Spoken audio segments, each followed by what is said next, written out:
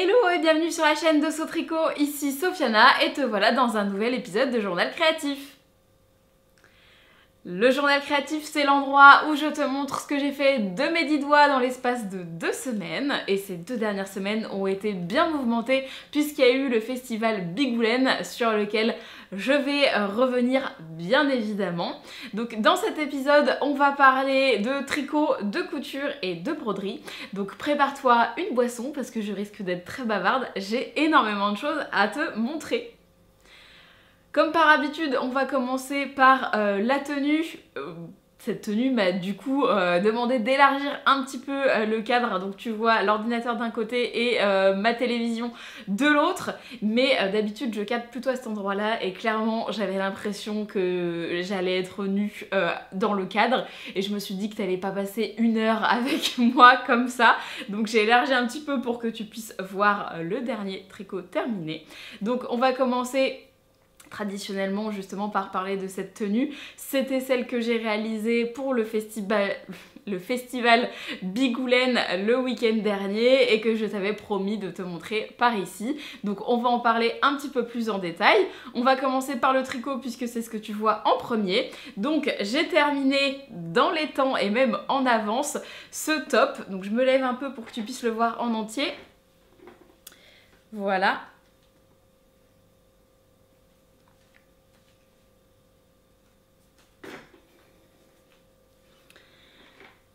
Donc, maintenant que j'ai fait le petit défilé, ce top, c'est le Live Top de Yarn Me Up. C'est justement un débardeur, une brassière, une bralette, ça dépend de la longueur que tu vas lui donner, qui se construit du bas vers le haut. Donc on fait la première partie qui est la partie haut, donc la partie on va dire décolletée. Donc on commence ici par monter les mailles, c'est un top qui se fait tout en côte et ensuite on va venir monter pour venir créer les bonnets et ensuite les bretelles qu'on viendra ensuite coudre à l'arrière et on rajoute après coup, on vient tricoter une grande bande de côte qu'on vient assembler un petit peu comme le bandeau Frida. Donc on vient faire un petit twist qu'on vient coudre et ensuite on vient coudre l'ensemble de la bande sur le top. Donc c'est cette partie là qui me manquait la dernière fois.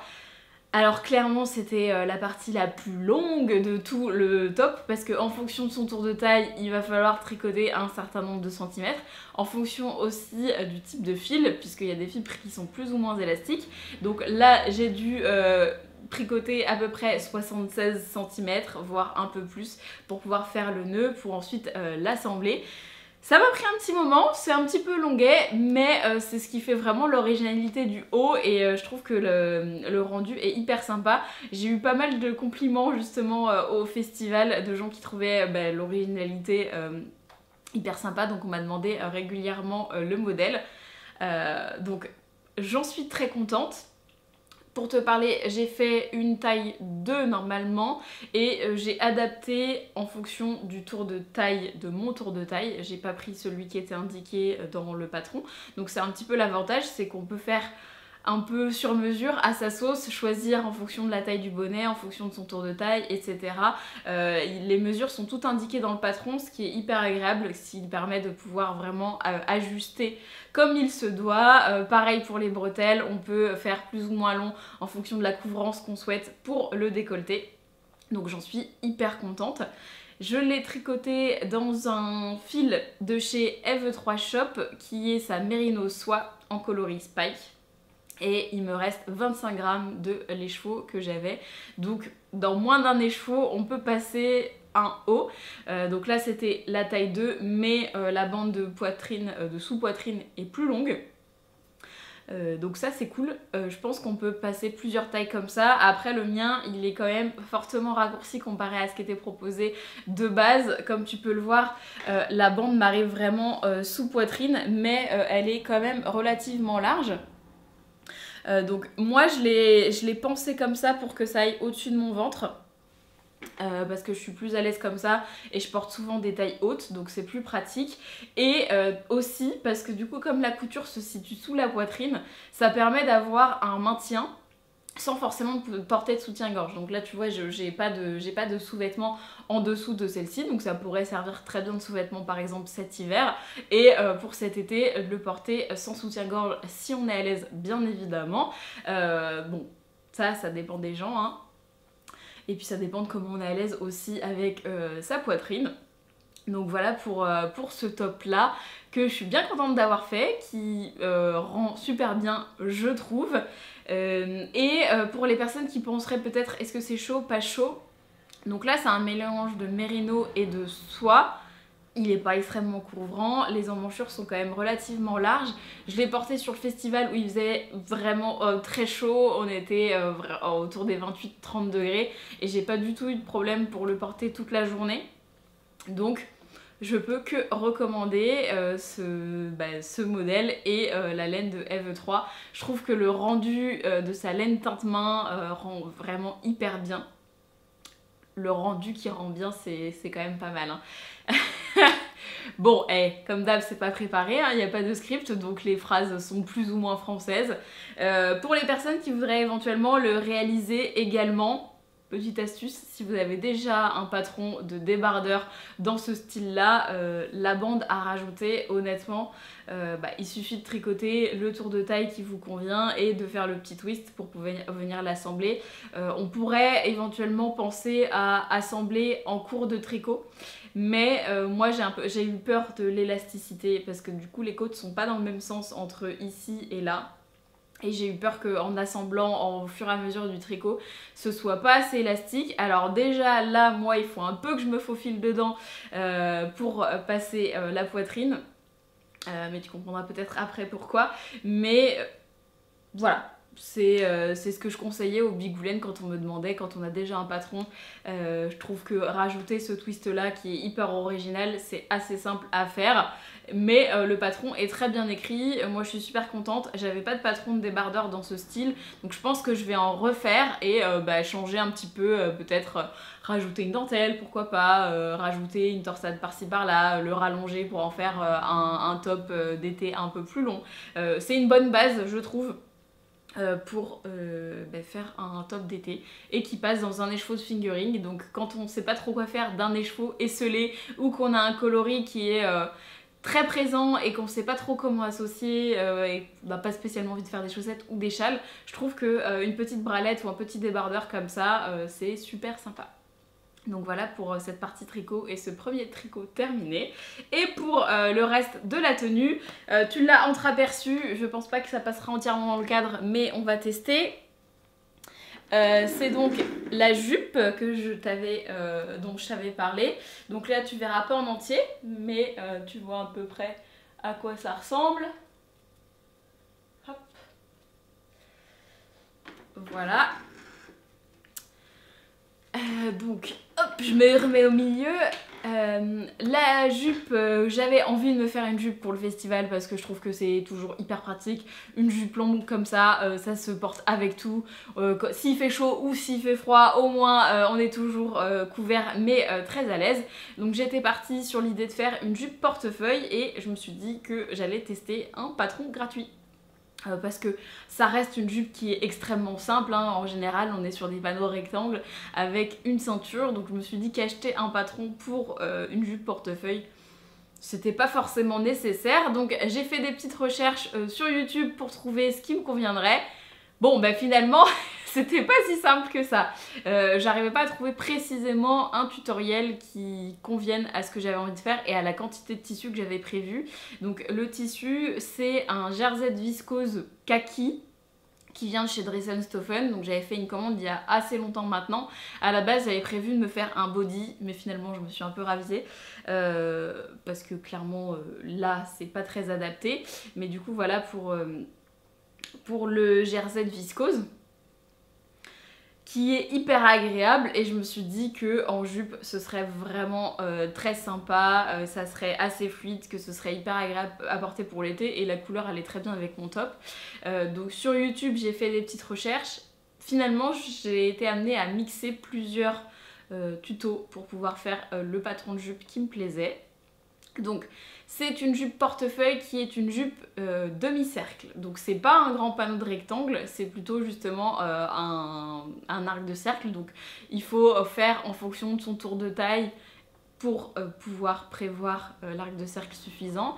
Je préférais une jupe en arc de cercle parce que je trouve que ça rend une fluidité qui est différente et on a plus de place et plus de métrage à utiliser. Je trouve ça un peu plus saillant aussi le tombé que ça donne en demi-cercle plutôt qu'en rectangle. Donc je suis partie sur ce demi-cercle et j'ai pris la longueur qui était possible dans mon panneau de tissu qui est donc plié en 2 ou en 4, je sais plus, pour pouvoir faire l'arc de cercle. Si vous voulez faire une jupe cercle ou demi-cercle, il y a vraiment beaucoup de tutos disponibles. Je pense notamment à celui de Raphaël DVN ou à celui de Grisette qui sont extrêmement bien faits. Donc on pourrait se servir de cela. C'est juste que moi, comme je voulais faire une jupe portefeuille, il fallait que je rajoute la ceinture. Mais au final, j'aurais pu faire comme ça. Je pense que ça aurait été d'autant plus simple. Et ensuite, je suis venue découper 2 grands rectangles pour pouvoir faire ma ceinture. Et voilà, tout simplement. Donc la ceinture, je l'ai doublée, donc elle est cousue en 2 et je suis venue la poser sur le haut de ma jupe et je suis venue faire une couture à la main sur tout le long de ma jupe parce que je trouvais ça plus joli et ça me permet de garder l'élasticité du tissu sans avoir de surpiqûre. Donc moi je préfère faire comme ça. C'est très long parce que du coup sur une jupe portefeuille demi-cercle il y a quand même une certaine longueur, mais c'est un choix personnel. Je me suis, par contre, on va dire, comment je pourrais dire ça, je me suis épargnée, voilà, on va clairement dire ça, je me suis épargnée les ourlets, voilà. Donc j'ai laissé les bordures accrues. Clairement, on est sur du jersey, ça roulotte, ça va pas se démailler, ça va pas s'effilocher ou quoi que ce soit. Donc j'ai simplement coupé très net au cutter et au ciseau pour mes arrondis. J'ai refait un petit peu au cutter pour que ce soit super propre et j'ai laissé accru comme ça. Et pour moi c'est largement suffisant. Souvent sur les choses en jersey comme ça, je fais pas d'ourlet parce que je trouve ça plus simple.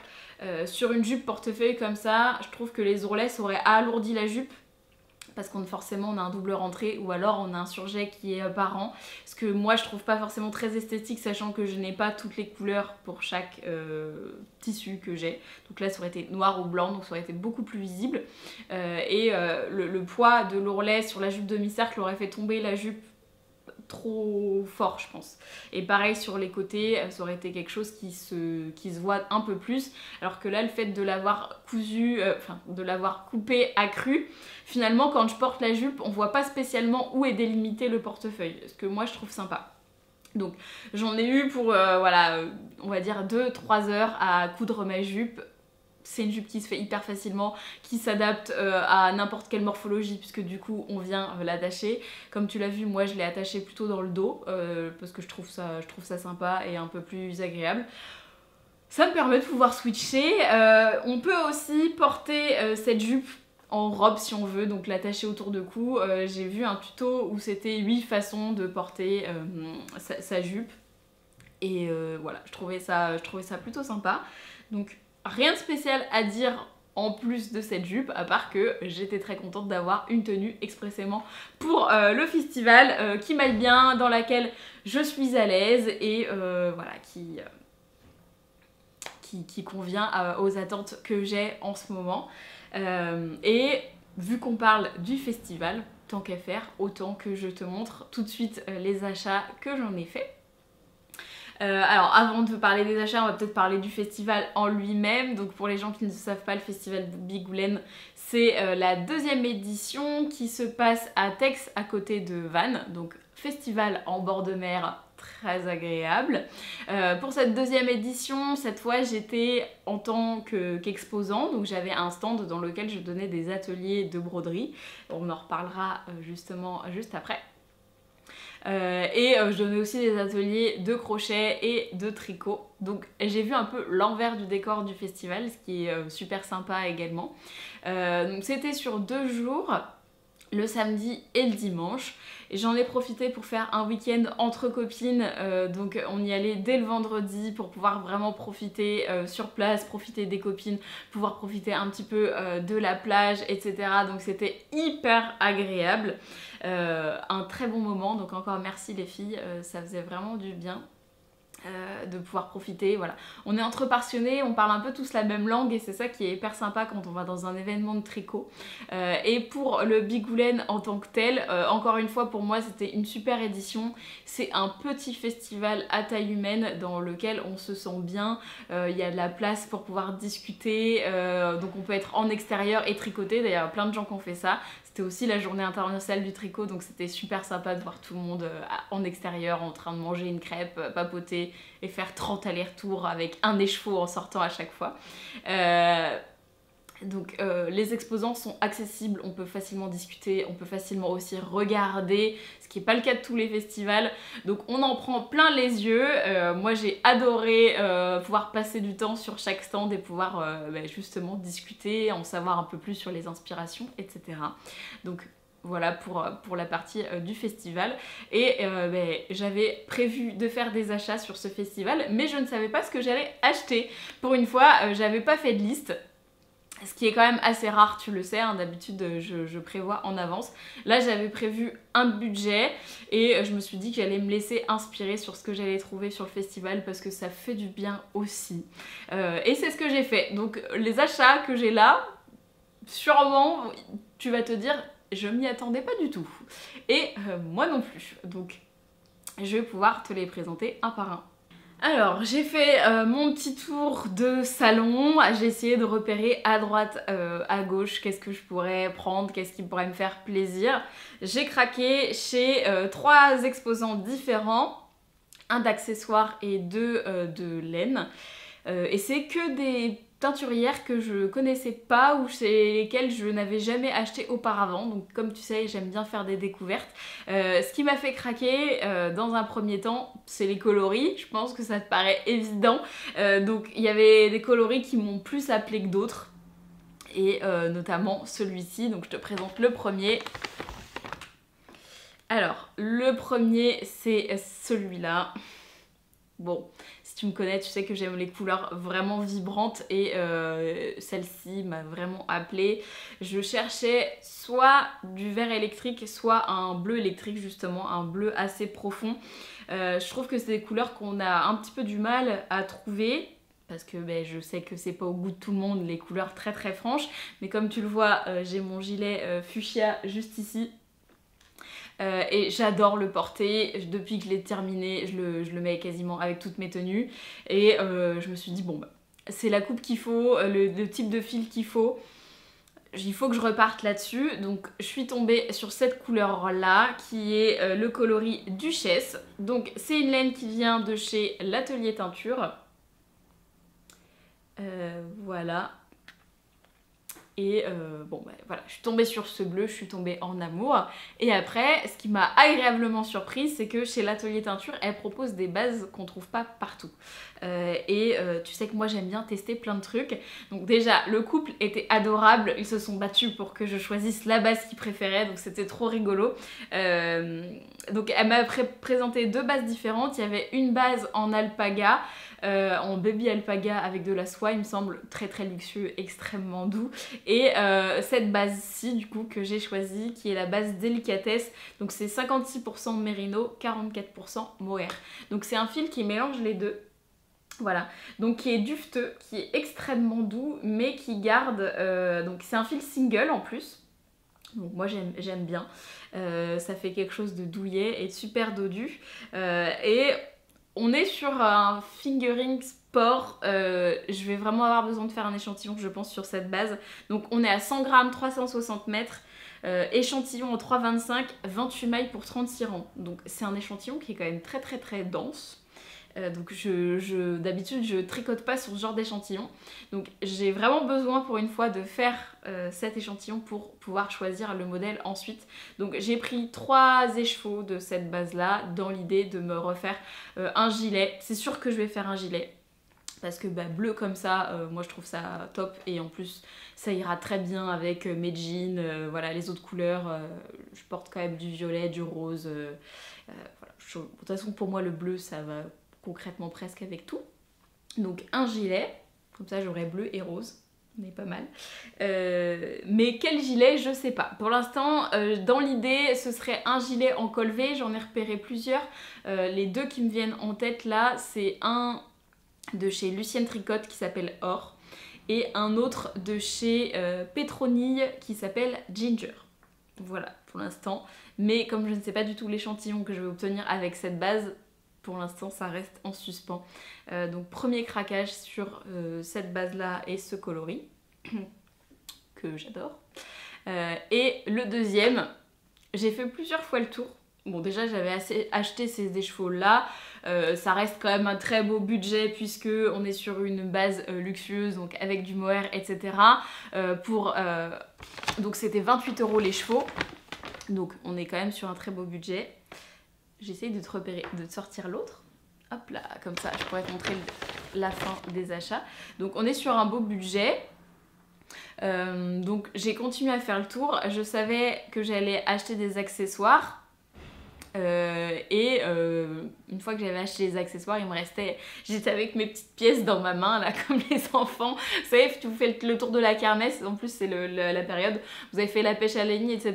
Et il vous reste 2 € et vous hésitez entre un bonbon ou un serre-tête avec des paillettes.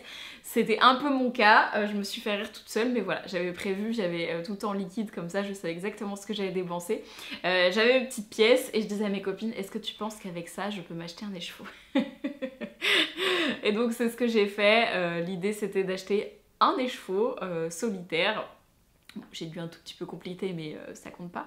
Un écheveau solitaire, et donc j'avais fait plusieurs fois le tour, et il y avait ce coloris là qui, à chaque fois que je passais devant, clairement je me disais il est trop beau, c'est pour moi. Donc c'est un écheveau qui vient de chez Garance et compagnie. Voilà, et c'est la base Joséphine qui est 50% mérino, 50% tencel. C'est une base sport, donc on est à 333 mètres pour les 100 grammes, et le coloris s'appelle Sagesse. Et j'ai trouvé ça très rigolo. J'étais avec Agathe sur le stand. Voilà, je lui disais, bah voilà, j'adore le jaune. Elle me dit, non mais c'est vrai, il est trop beau, il va bien t'aller. Et elle retourne l'étiquette et me dit, ah bah il s'appelle Sagesse. Et c'est très rigolo parce qu'en fait c'est la signification de mon prénom. Donc je me suis dit, bon bah il repart avec moi, on a besoin de petits signes comme ça, mais je trouvais ça rigolo. Donc j'ai pris un écheveau dans l'idée de me faire un top d'été. Donc là, la base Mérino Tencel, pareil, c'est une base qu'on retrouve de plus en plus souvent maintenant chez les teinturières, mais qu'on trouvait pas tant que ça il y a quelques années. Et que moi j'aime beaucoup. J'ai fait une paire de chaussettes avec cette base-là. Enfin Mérino Tencel, pas celle de Garance et compagnie. Voilà, qui me plaît bien. Donc j'ai un reste dans un espèce de sauge un peu, donc pourquoi pas les combiner si jamais je trouve pas de modèle avec un seul écheveau, mais normalement il n'y a pas de raison. Soit je refais celui-là parce que franchement il me plaît beaucoup, soit je vais en trouver d'autres. L'idée ce serait peut-être plutôt de faire un top en crochet. Parce que j'aime bien crocheter. Je trouve que ça ferait un rendu différent et on voit pas souvent les laines teinte-main crochetées, donc moi j'aime bien tenter des choses. Donc voilà pour ce coloris, voilà, jaune.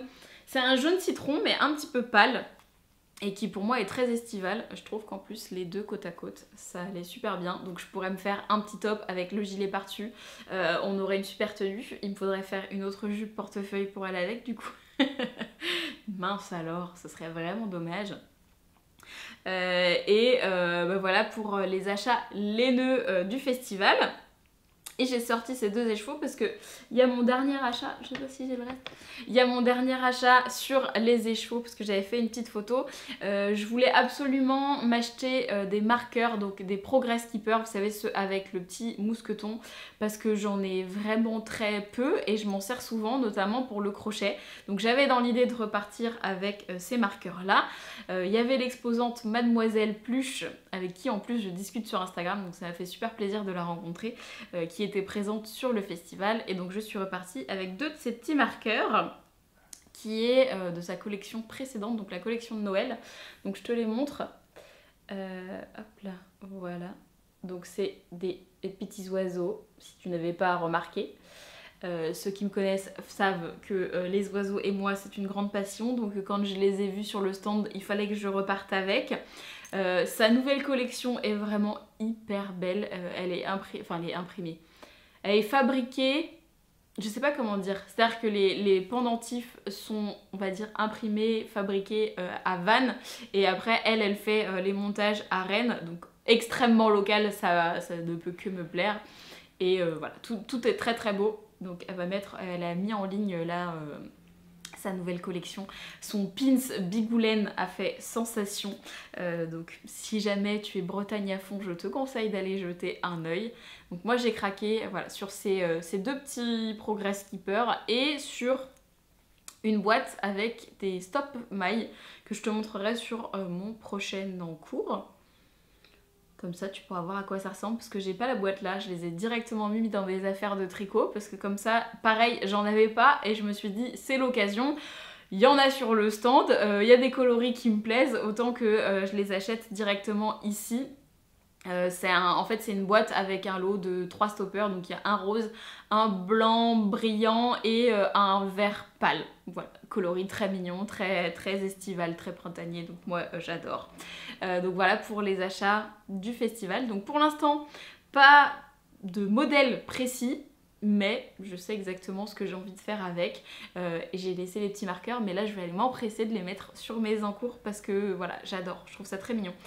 Tu vois que je porte pas de bijoux, extrêmement peu, donc pour moi c'est un petit peu ma coquetterie, voilà. Les beaux anneaux marqueurs, voilà, c'est mon petit truc fun que j'ai envie, voilà, il n'y a pas de bijoux, mais sur mes tricots j'aime bien en mettre, comme j'adore assortir ma manucure avec mes encours. On a le droit d'être un peu superficiel comme ça de temps en temps, ça fait plaisir aussi. Donc voilà pour mes achats. Si jamais tu as des modèles en tête, n'hésite pas à me les proposer en commentaire. Moi j'aime bien découvrir d'autres choses et d'autres univers, donc ça peut être super sympa de pouvoir voir tout ça. Donc voilà pour le festival. Est-ce que j'ai d'autres choses à dire à part que c'était vraiment génial? Je ne crois pas. Voilà, j'ai passé un très bon moment, je renquille l'année prochaine, je pense. J'ai eu des élèves adorables, et puis bah, voilà, tout s'est très bien passé, donc que du positif, et ça, on adore. Et justement pour parler, on va enchaîner avec la broderie du coup, tant qu'à faire, puisque je t'en ai parlé aussi la fois dernière. J'avais sorti pour le festival Bigoulen des motifs exclusifs de broderie. Et j'en ai brodé du coup quelques-uns pour faire un exemple logique. Alors je les ai mis de l'autre côté, madame. Donc j'avais fait les petits exemples. T'as vu ma broche Tricot Addict la dernière fois, et l'autre broche que j'ai fait juste avant le festival, c'est celle-ci. Donc c'est un petit mouton avec un arc-en-ciel. Alors l'arc-en-ciel à la base n'était pas prévu, donc le motif tu pourras bientôt le retrouver sur mon site internet.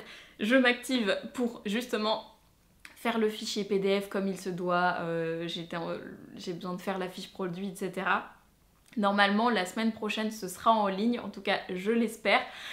Si tu as envie d'être au courant de la sortie, je t'invite à aller t'inscrire sur la newsletter, comme ça tu sauras exactement quand est-ce que les motifs seront de sortie si ça t'intéresse, si tu les as repérés au festival, parce que je sais qu'il y a plein de personnes qui sont allées voir les motifs et ça m'a fait super plaisir. Et si tu ne les as pas encore découverts, et ben ce sera l'occasion de les voir dans la newsletter. C'est aussi le seul endroit où je propose des codes promo. Donc si ça t'intéresse ou si tu as besoin d'avoir un plus petit prix, c'est accessible par là-bas. Donc ce petit mouton, voilà, qui n'avait pas prévu d'avoir un arc-en-ciel à la base. Donc c'est un des motifs qui est présent dans les 40 motifs que je vais proposer autour du tricot. Et j'ai choisi de le broder tout en point de nœud. Donc le point de nœud, c'est ce petit point là qui fait justement des nœuds, hein. Il porte bien son nom. Et que je trouvais super sympa de mettre en scène sur le mouton, parce que ça lui donne une petite texture. Et j'ai brodé ça avec des restes de fil, donc les restes de mon canevas qui est par là-bas, que tu vois souvent en story. j'ai pris le fil et j'ai brodé, sauf que c'est un point qui consomme quand même pas mal et il me restait juste cette petite zone là à faire et dont je n'avais plus de fil blanc. Je me suis dit ce serait vraiment trop dommage d'aller racheter juste pour ça. Donc je me suis dit que j'allais faire un arc-en-ciel avec pareil des petits fils que j'ai en stock. Donc un petit arc-en-ciel, c'est le mois de la Pride, donc pour moi c'était important aussi. Ça me fait plaisir de pouvoir porter ces couleurs. Donc voilà pour le petit mouton que j'ai monté en broche, donc exactement comme la dernière fois, je brode directement sur de la feutrine, je viens ensuite découper ma forme, découper le reste, je le colle avec une colle spéciale textile. Avant, j'ai bien évidemment mis la petite épingle à nourrice pour pouvoir l'accrocher. Et puis là, cette fois, j'ai pas fait de bordure parce que j'étais un peu juste, mais peut-être que j'en ferai une plus tard. Et ça fonctionne très bien. Donc voilà le petit mouton que j'avais brodé. Avec cette tenue-là, je portais ma veste violette, qui est une veste un blazer. Et donc je changeais de broche en fonction de la journée. Il y avait 2 jours de broche, logique. Et cette semaine, du coup de retour de festival, j'ai brodé un autre des motifs justement pour pouvoir faire une photo sur la fiche produit et que tu puisses découvrir un autre motif, d'autres points, etc. Donc j'ai brodé ça avant-hier. Donc voilà pour le motif. Donc on est sur un motif qui s'appelle Yarn Lover, donc les amoureux de la fibre, on va dire ça comme ça. Donc c'est un cœur avec des aiguilles à tricoter et une petite inscription sur le côté. J'ai brodé le cœur tout en point de chaînette. J'ai brodé les aiguilles en point de tige et j'ai fait l'inscription en point arrière. Si c'est des points qui ne te parlent pas du tout, il y a sur mon site un guide pour apprendre à broder. Et il y aura un code promo dans le patron PDF des motifs pour pouvoir bénéficier du guide si jamais tu as envie d'apprendre de nouveaux points, te perfectionner en broderie, etc. Donc ce petit motif, j'ai mis quoi ? Quelques heures, une petite après-midi, quelques heures à le broder. J'ai utilisé que des fils que j'avais en stock, donc ça doit être des fils... Il y a des fils de chez Action, ça c'est sûr, il doit y avoir des fils de chez DMC, voilà, il y a un joli mélange de fils à broder. Donc là je les ai fait juste sur un petit coupon parce qu'il va rester dans le cadre pour pouvoir faire les photos d'illustration de la fiche produit. Et peut-être qu'après... Je sais pas, je pourrais peut-être en faire une poche pour un sac à projet, ça pourrait être sympa. Je brode volontairement sur des coupons un peu grands dans l'idée de si jamais j'ai envie de les assembler en couture ou quoi que ce soit, j'ai la place de le faire. Donc voilà pour le motif qui est pareil, un motif qui sera présent dans mes patrons de motifs de broderie spécial mordu d'art du fil. Et voilà, je le trouve très mignon. Alors j'ai fait un mélange de couleurs dans les rouges et les violets parce que tu me connais je pense. J'adore cette association de couleurs, je trouve qu'il rend vachement bien. J'étais super contente de moi. C'est bête hein, mais comme la broderie pour moi c'est très...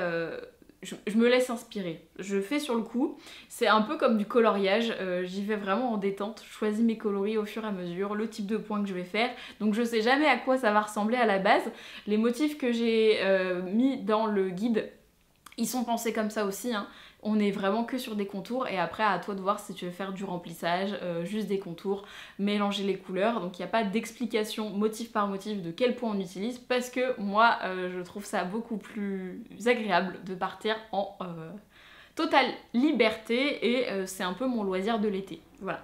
Je prends un petit coupon, je prends quelques couleurs, je vais au parc et je vais broder, ça me fait plaisir et puis après la broderie soit je l'assemble, soit je la garde en décoration et ça me plaît bien comme ça. Donc j'espère que les motifs te plairont je te tiendrai au courant de la sortie prochainement. Donc voilà pour le petit motif de broderie qui m'a fait bien plaisir. Et ensuite, je vais peut-être te parler de mes encours tricot. Ce serait quand même pas mal, je pense. Encours tricot qui ont bien changé depuis la dernière fois puisque j'ai fini le top, j'ai fini les chaussettes de Francis. Donc encore une fois, tu as des nouveaux encours que je peux te présenter. Et t'en auras sûrement des nouveaux avec les achats que j'ai fait au Bigoulen parce que c'est sûr qu'ils vont être tricotés cet été. Donc les nouveautés sur les aiguilles, il y avait un peu le grand dilemme et je pense que je suis pas la seule dans ce cas-là. Quand on part à un événement tricot, c'est toujours quel encours j'emmène. Est-ce que je monte un nouvel encours? Est-ce que j'en prends un ancien? Est-ce qu'il va être assez zéro cerveau et en même temps faut pas s'ennuyer? Combien j'en emmène dans ma valise? Alors déjà pour moi le nombre d'encours à emmener, c'est très simple, je tricote quasiment jamais sur les événements tricot. Je passe beaucoup plus de temps à papoter qu'autre chose, donc en général j'emmène un seul en cours. C'est ce que j'ai fait, j'ai bien fait, j'ai dû tricoter réellement 10 mailles sur mon projet et c'est tout. Donc première en cours que j'avais, qui est du coup aussi un projet terminé, qui va peut-être te surprendre, c'est celui-là. Donc ces choses-là, j'avais dans l'idée de monter un projet assez rapide parce que du coup j'ai fini mon top en plein milieu de la semaine et je partais le vendredi, donc j'avais à peu près, voilà, j'ai dû finir le débloquer le lundi ou le mardi, donc j'avais 2 jours pour pouvoir monter un projet et l'emmener au festival. Je me suis dit, je vais monter un petit projet rapide avec de la laine que j'ai en stock, donc je peux te parler un petit peu plus de la laine déjà. Hop là, j'ai fait tomber. La laine, c'est la Fonty Aubusson. Donc il me restait une pelote d'une collaboration que j'avais fait sur un patron de chaussettes avec Tricool. Voilà, je lui avais fait un patron de chaussettes, elle m'avait envoyé le fil pour que je puisse faire le prototype et écrire le patron, et il me restait une pelote puisque je n'ai pas fait la deuxième chaussette. Et donc cette pelote, l'été dernier, j'ai décidé de la teindre à l'oignon. J'avais envie de faire des tests, voilà, et ça m'a donné ce coloris. Donc il me restait cette petite pelote dont je ne savais que faire et je ne savais pas du tout le rendu que ça allait avoir. Je me suis dit, bah, décidément, j'arrête pas de faire tomber. Je me suis dit, banco, une pelote, ça devrait le faire. Je monte ça, de toute manière, je ne tricote quasiment jamais dans les événements, donc ça devrait être suffisant. Bon, bah loupé ma petite dame. Hein. Du coup, comme j'avais plus d'encours tricot sur les aiguilles, et bah, j'ai tricoté l'ensemble sur les 2 jours qui me restaient. Donc monter un encours spécialement pour le festival, ça a été un échec dans mon cas. Donc je te parle un petit peu plus en détail quand même de l'encours.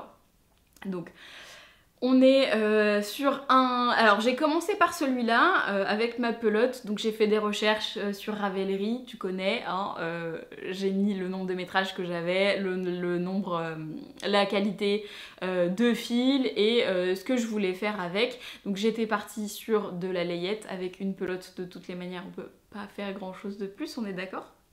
Et j'avais envie de faire de la layette avec un fil que j'avais teint main, puisque cette layette, elle est pour moi, voilà.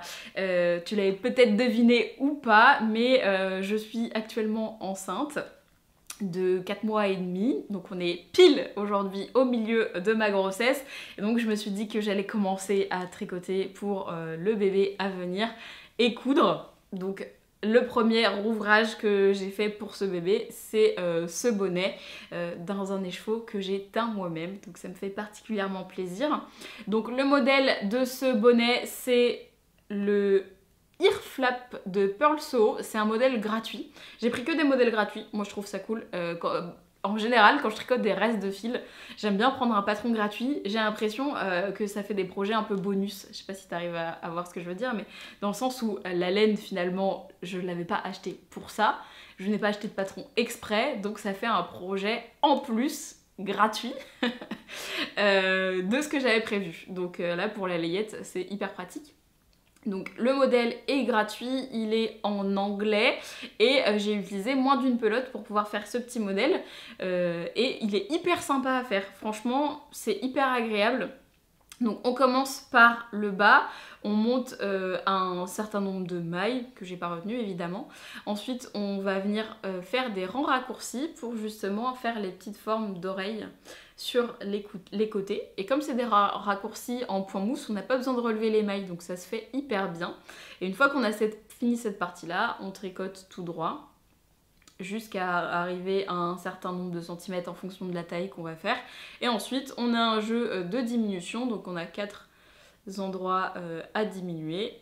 Et puis voilà, on ferme le haut du bonnet et on vient lui faire un espèce de petit pompon. Tout est très bien expliqué, il y a des tutos photos pour chaque technique, donc vraiment, si on est débutant en tricot en anglais, on peut s'en sortir et je trouve que le modèle est hyper réussi. Voilà, Francis était bien content aussi, donc j'étais contente de mon petit ouvrage, voilà. Et comme il me restait un tout petit peu de la pelote, je me suis dit, tentons de faire une paire de chaussons pour aller avec. C'est passé tout juste. Donc là encore une fois, modèle gratuit, je me rappelle plus du nom, mais si je vous le montre, je pense que vous allez voir. C'est une petite paire de chaussons un peu kimono, où en fait on fait un T, et ensuite avec le jeu de couture, on vient faire la paire de chaussons.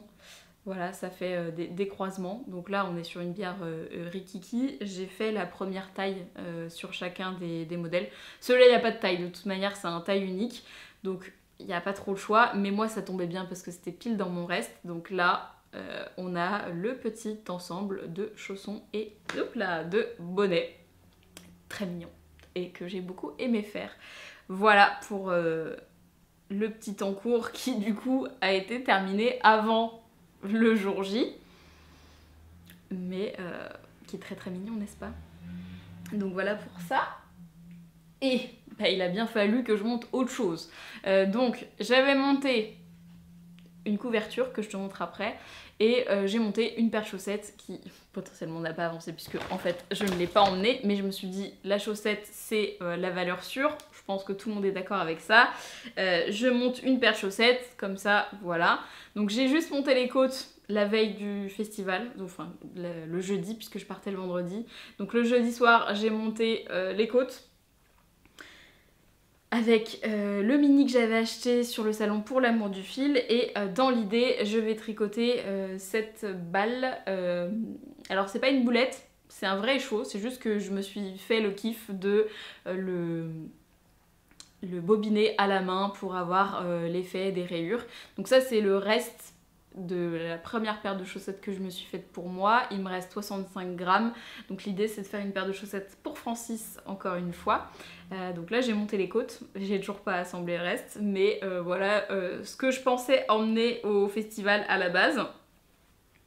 Chaussettes qui je pense du coup avancera cet été. Et l'encours que j'ai commencé, qui était extrêmement addictif et sur lequel je suis vraiment mono en cours en ce moment, c'est une couverture. Donc la couverture pour le bébé évidemment. Donc là c'est un gros machin. Voilà. Donc c'est une couverture. Alors j'ai, pour la petite histoire, je te montre déjà le fil. Le fil c'est celui-ci. Est-ce que tu le reconnais? Donc on est sur la Malabrigo Rios coloris Comparcita il me semble, à vérifier. Et ce coloris c'est en fait les premiers écheveaux teints alors ils sont teints de manière industrielle, mais vraiment déjà c'est les premiers écheveaux que j'ai achetés. Avant j'avais acheté des pelotes, donc c'était dans mes premières années de tricot, et ces écheveaux m'avaient permis de faire mon premier pull en rond qui était le Morning in Engelberg, j'arrive toujours pas à le dire après toutes ces années, de Nadia Crétin-Leschène. Donc c'était un pull en point mousse et en jersey avec une grosse torsade sur le devant. Premier pull, et c'est un pull que je ne portais plus puisque je le trouvais trop long comparé à ce que je porte aujourd'hui, qui me plaisait, que je portais quasiment plus. Donc je me suis dit tant qu'à faire, autant que je le détricote et que je me resserve du fil parce que c'est un coloris que j'aime toujours beaucoup. Le fil est en très bon état, c'est juste la coupe du pull qui me plaît plus. Donc j'ai tout détricoté, j'ai tout remis en écheveau, donc j'ai fait ça... je sais plus, début de l'hiver je pense, et je savais pas trop quoi faire avec. Est venue l'idée de la couverture parce que je me suis dit bah en fait en worsted avec ce coloris là je pensais pas me refaire un vêtement, donc un accessoire c'était ce qu'il y avait de plus évident, mais j'ai quand même 5 écheveaux, donc l'idée de la couverture m'est venue. J'ai cherché des modèles sur Ravelry, j'ai eu un coup de cœur sur un des modèles qui s'appelle Prairie quelque chose. Et le modèle était des années 90 je crois, et il était à 8 €. Je me suis dit, bon, je pense qu'une couverture, normalement, je suis capable de le faire. Donc, je me suis lancée dans l'inspiration du modèle à faire mon propre modèle. Donc, si jamais ce que je te montre te plaît, tu pourras trouver un patron similaire sur Ravelry. Sinon, tu fais comme moi, hein, tu bidouilles. Donc c'est une couverture. Parce que j'avais des attentes assez précises sur la couverture, parce que je sais que c'est un peu le projet boulet qu'on a du mal à terminer. Qui peut être très long. Donc je savais que je voulais une couverture avec des aiguilles plutôt épaisses. Je voulais une couverture principalement en point mousse parce que comme c'est en aller-retour, on fait quasiment que des mailles endroits et moi ça me va. Mais il me faut quand même un petit twist de texture parce que tout en point mousse, je trouve ça un peu dommage. Mais sur cette laine, le point mousse rend très très bien. Donc j'avais une autre attente, c'était si possible de pouvoir faire la couverture en diagonale. Donc c'est-à-dire de pouvoir faire une couverture carrée, mais de commencer d'un angle pour arriver à un autre, et non de commencer sur le bas du carré et de monter toujours la même chose. Ça permet pour moi d'avoir un rythme et de se voir avancer. Le début de la couverture avance du coup très très vite, ça rallonge au fur et à mesure, mais il y a un moment donné où on sait qu'on va faire des diminutions. Et pour moi c'est beaucoup plus motivant. Donc maintenant que je t'ai parlé de tous les détails, voici la couverture que j'ai montée juste avant le Bigoulaine, donc il y a 1 semaine et demie, et qui est déjà relativement grande. Donc je vais me reculer pour que tu puisses la voir. Voilà. Donc, le coloris est très foncé, donc je sais pas si tu verras les détails, mais là tu peux voir. Donc on commence par ici, donc j'ai monté une maille, je suis venue augmenter de chaque côté jusqu'à attendre d'avoir assez de mailles, et ensuite je suis venue rajouter le motif qui est juste ici. Donc c'est un motif de côte perlée. Donc c'est pratique parce que les côtes perlées c'est tout un rang de mailles endroit, et le rang envers c'est 2 endroits, 2 envers, 2 endroits, 2 envers. Donc c'est des côtes qui vont beaucoup plus vite. Et le fait de le faire en diagonale, je sais pas si tu arrives à voir, mais du coup mes côtes sont aussi en diagonale. Et je trouve ça hyper sympa. Et au centre, on est sur un carré de point mousse avec du coup des jetés pour faire voilà, la petite dentelle qui va bien. Donc rien d'extrêmement compliqué. Ça m'a demandé un petit effort au départ pour lancer la couverture, parce que du coup pas de patron, donc il faut réfléchir à comment on intègre le motif au fur et à mesure et ensuite les jeter. Mais une fois qu'on a compris le truc, on est sur des augmentations de chaque côté et on va venir diminuer pour avoir l'effet de diagonale. Et pour l'instant, les augmentations du centre se font qu'avec les jetés, et j'augmente au fur et à mesure jusqu'à temps d'avoir la taille de couverture qui me convient. Donc là l'idée c'est de partir sur une couverture de 90 cm, j'ai 5 écheveaux, là je suis dans le deuxième. Je suis dans le deuxième écheveau et je l'ai pas terminé, et j'en suis déjà à 70 cm de couverture. Le point mousse en plus ça s'étend pas mal, donc voilà pour les infos pour la couverture. Et comme je te disais, les petits stoppers d'aiguilles, parce que là je me suis dit pour une couverture il va falloir, sinon je vais me retrouver à perdre mes mailles à chaque fois que je te la présente. Donc les petits stoppers que j'ai pris chez Mademoiselle Pluche, qui sont du coup juste des petites boules roses, voilà, qui vont bien avec mes aiguilles. Donc là la couverture je la tricote en 5 mm. Et je suis contente du résultat. J'avais commencé un peu plus large au début et je trouvais ça trop ajouré. Je me suis dit c'est un peu bête pour une couverture en 100% laine que ce soit ajouré. Donc j'ai descendu de taille d'aiguille et je trouve que le tissu est hyper sympa. Et le coloris rend bien. Alors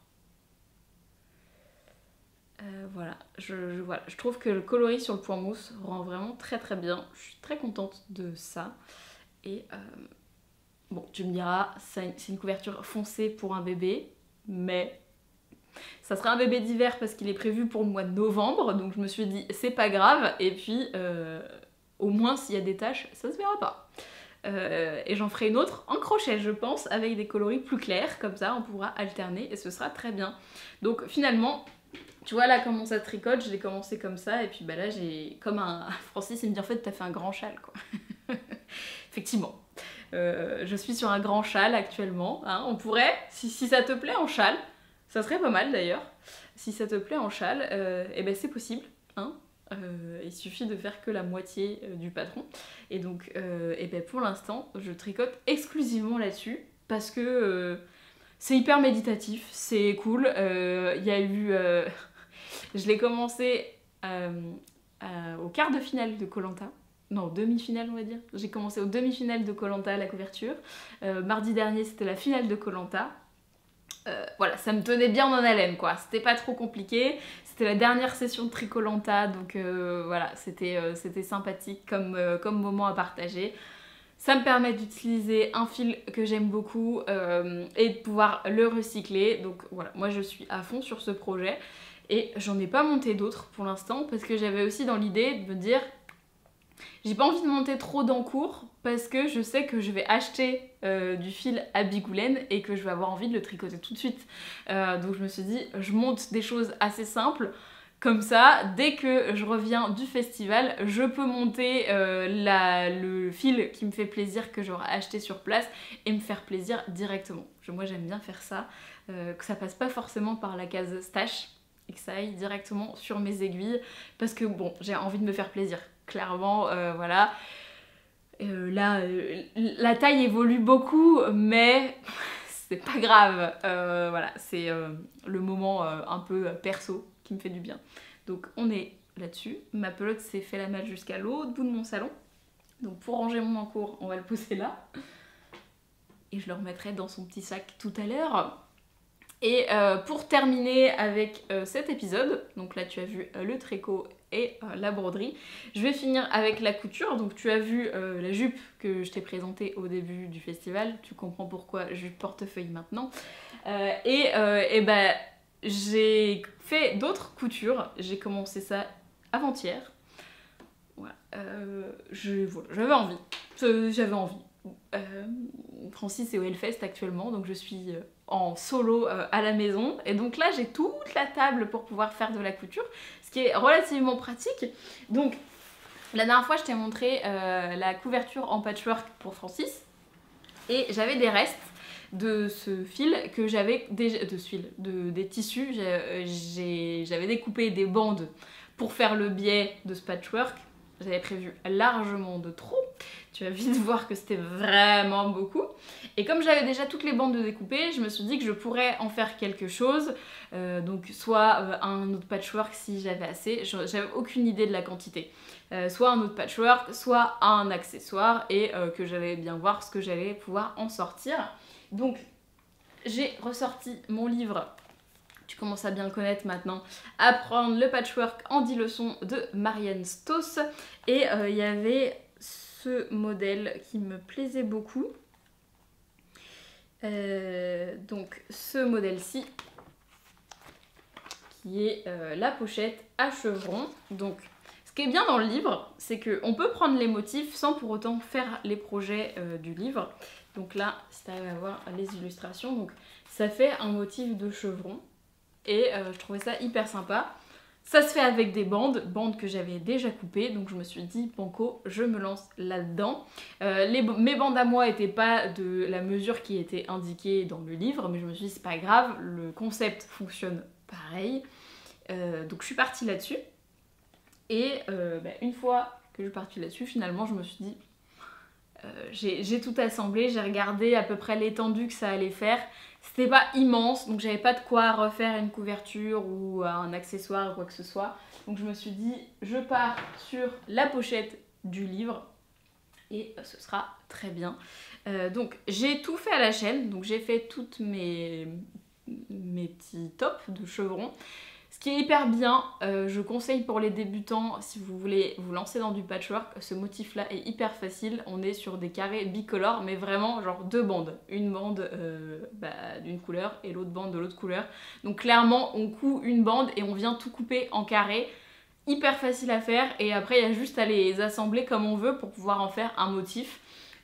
Si j'arrive à te montrer, je sais pas si tu verras bien, mais du coup Voilà, le motif, là il est déjà cousu parce que j'ai la fermeture éclair entre les deux, mais le motif fait voilà, un chevron et avec des carrés qui sont juste des bandes quoi. Et ça c'est cool parce que ça fait un rendu qui claque un peu sans que ce soit compliqué.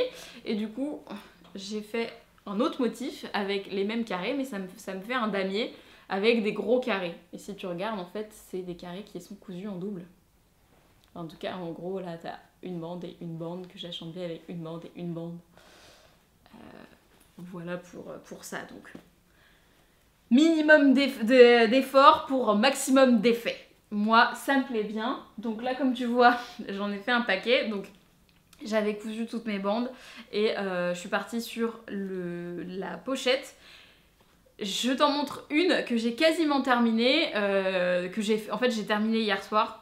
Et il y a un moment où je commençais vraiment à être crevée, donc j'ai arrêté, mais je me suis dit au moins ça, tu verras à quoi ça ressemble, le truc fini plutôt que les deux autres que je t'ai montré. Donc l'idée c'est comme j'avais fait tout, ça m'a permis de faire 3 ensembles différents. Je me suis dit je fais 3 pochettes. Je ne sais pas à quoi ça me servira, est-ce que je vais avoir besoin des 3 pochettes ou pas, je sais pas, mais au moins je fais une couture à la chaîne. Donc j'ai fait tous les tops, après j'ai fait tous les matelassages et après tous les assemblages de la pochette au fur et à mesure. Pour moi ça va, j'avais besoin d'une nouvelle pochette pour les cours. Cours qui se terminent du coup là. Demain, samedi, c'est le dernier cours collectif de l'année scolaire et peut-être le dernier cours collectif de l'année, parce que pour l'instant je ne sais pas du tout comment ça va se passer au mois de septembre et après l'arrivée du bébé. Donc pour l'instant les cours collectifs seront mis en pause, les cours particuliers vont continuer et je vais avoir des nouveautés sur le site internet, donc restez connectés. Mais du coup j'avais besoin d'une nouvelle trousse pour les cours et après je me suis dit franchement ça fait un super sac à projet. Je sais pas ce que t'en penses au niveau de la contenance, mais je pense que on va essayer. Si là je mets un écheveau, donc pour même 2 écheveaux je pense que ça passe. Un projet chaussette, ça me paraît pas mal du tout. Donc j'ai fait les 3 pochettes. Je me dis peut-être que j'en ferai gagner une pour le mal que j'organise, donc le make along qui est sur mon Discord, où l'idée c'est de faire des projets en fonction des saisons avec des thèmes différents. Donc je me dis ça pourrait être sympa à faire gagner. Donc pour revenir sur la petite pochette, une fois qu'on a matelassé tout son chevron, donc comme c'est indiqué dans le livre, on vient assembler une fermeture éclair et on vient ensuite faire les coutures des côtés. Donc moi j'ai rajouté une petite sangle en cuir juste ici parce que je trouve ça plus facile avec la fermeture éclair et celle-ci est prévue de base. Donc moi j'ai pris du simili cuir pour pouvoir faire les anses et ce qui est sympa dans cette pochette c'est que du coup l'intérieur est doublé. Par contre, ce qui est un peu moins sympa, c'est qu'en fait, on est obligé de ganser toutes les coutures. Donc, c'est-à-dire de mettre une bande de finition sur chaque couture. Donc là, tu as l'exemple des deux. Parce qu'en fait, elle nous fait matelasser l'ouvrage avec la doublure. Donc là, tu vois le tissu de doublure qui est un reste d'un coupon que j'avais acheté avant le CAP, donc ça commence à dater, mais j'ai déjà une robe et un top dans cet imprimé. J'avais 3 mètres de tissu, je me suis dit bon, un 3e vêtement, franchement, je sais pas si j'ai envie. Donc là, je l'ai utilisé en doublure parce que je trouve que ça allait bien avec les coloris. C'est parfait, ça marche très bien. Donc elle nous fait matelasser le top, le molleton et les doublures. Le molleton pareil, récup, j'ai utilisé toutes les chutes du patchwork pour pouvoir faire les 3 trousses. Et c'est passé, donc je suis bien contente. J'avais pris 1 mètre sur 1 mètre, mon patchwork fait 70 sur 70, c'est un peu plus, je sais plus ce que je t'ai dit. Faut que je regarde. Donc ça c'est top, encore un projet gratuit puisque le livre je l'avais déjà, le tissu c'est les restes du patchwork et bah voilà pour le molleton et le tissu, et les fermetures éclairs c'est pareil, c'est des dons que l'on m'a fait, donc c'est très bien. Donc je disais, toutes les coutures sont du coup gancées puisque on a déjà assemblé la doublure puisqu'on l'a matelassée avec le tissu. Donc il faut finir les coutures. Donc on doit tout gancer, donc ça prend un petit peu de temps. Voilà, donc chaque couture doit être gancée. Et pareil sur les côtés, etc. Et donc là, j'ai fait un des côtés. Mais, comme tu peux le voir, je ne l'ai pas fait sur le reste. Mais c'est comme ça te permet de voir la différence voilà, entre le côté fini et le côté non terminé. Et bon, là il commençait à être 22h, clairement j'étais claquée, je me suis dit bon bah les 4 côtés c'est pas grave, au moins ils verront à quoi ressemble la pochette et je ferai le reste après coup. Mais ça me permettait aussi de pouvoir voir la contenance et la taille de la pochette. Donc le montage est relativement simple, par contre, encore une fois, il y a des épaisseurs à gérer. Parce que par exemple ce côté là, entre... Je vais te montrer de ce côté-là.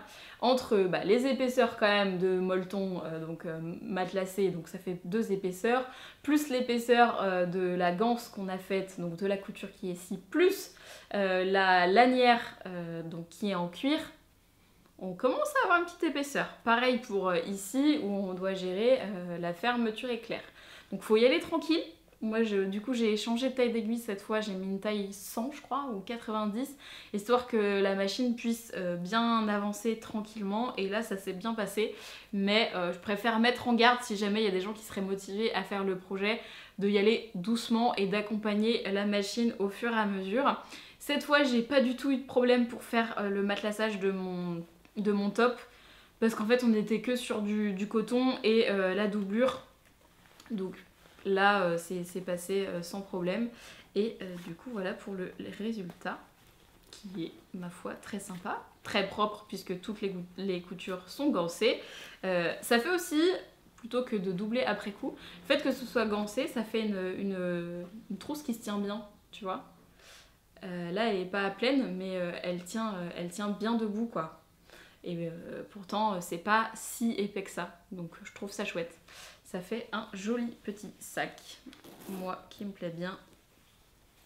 Tac. Et un peu fun avec toutes ces petites couleurs. Donc ça c'est le premier. Et puis du coup j'ai prévu de faire le deuxième et le troisième. Donc celui-là chevron aussi et celui-là damier. Les deux sont avec des fermetures éclair pareil. Alors ça c'est une fermeture éclair qui était une fermeture double, que j'ai en fait coupé en deux et j'ai rallongé les côtés avec un des tissus verts. Donc la fermeture sera un petit peu moins large, mais franchement pour 2 cm, je préférais réutiliser une fermeture éclair. Et par contre, du coup, elle se ferme pas dans le même sens, donc il va falloir que je fasse attention quand je vais mettre les anses. Donc voilà pour mes pochettes. Donc comme tu vois, j'ai tout fait à la chaîne, matelassage, les fermetures. Et après je me suis dit, je finis toute une pochette avant de faire les 2 autres pour voir ce que ça donne. Et j'ai prévu de mettre des sangles différentes. Donc j'ai du simili-cuir noir et un simili-cuir doré. Comme ça on n'aura pas l'impression que c'est exactement les mêmes. Ça fait un joli ensemble et c'est une couture qui m'a fait plaisir. Voilà, l'accessoire j'en fais pas souvent, mais quand j'en fais j'aime bien de temps en temps. Et puis là, concrètement, c'est aussi ce qu'il y a de plus pratique. Pour les prochaines coutures de prévues, ce qui me fait envie, là, c'est la robe que j'avais achetée sur le salon pour l'amour du fil. Un petit peu de couture bébé. Et après, je pense que ce sera des coutures accessoires. J'ai le blazer de chez Maison Fauve qui me fait très envie aussi. J'ai vu Apolline Pattern qui a recousu son modèle de blazer à elle dans la gabardine léopard de Atelier Brunette. Il est canon son blazer, franchement ça m'a fait trop envie. Elle est enceinte actuellement aussi, donc la silhouette me permettait un peu de me projeter et c'est plutôt sympa. Donc voilà pour ce qui me fait envie et ce qui arrivera peut-être prochainement par ici. En tout cas, il y aura encore de la broderie pour utiliser mes motifs. Il y aura sûrement un prochain cast-on comme tu peux le voir. N'hésite pas à faire tes suggestions en commentaire. Et puis après, je vais avancer mes petits projets couture et tricot par-ci par-là. Sur ce, moi je vais te souhaiter une bonne journée, peut-être un bon week-end, une bonne soirée. Bon tricot, bonne couture, bon crochet. Et puis on se dit à dans 2 semaines pour le prochain épisode ou rendez-vous sur le Discord ou sur Instagram pour discuter en direct. Salut!